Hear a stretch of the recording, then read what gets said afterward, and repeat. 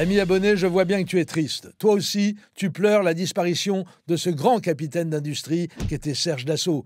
Mort de sa belle mort, comme on dit, c'est-à-dire victime d'une crise cardiaque dans son bureau des Champs-Élysées, à l'âge canonique, c'est le cas de le dire, de 93 ans.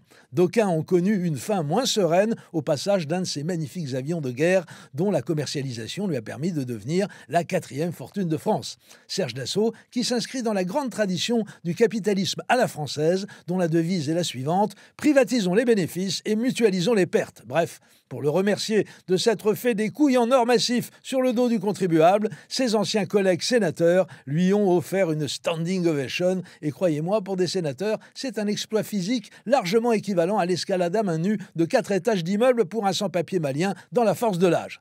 Ce grand capitaine d'industrie, qui était aussi un élu local flamboyant, a eu droit également à un numéro de C'est dans l'air entièrement consacré à sa personne.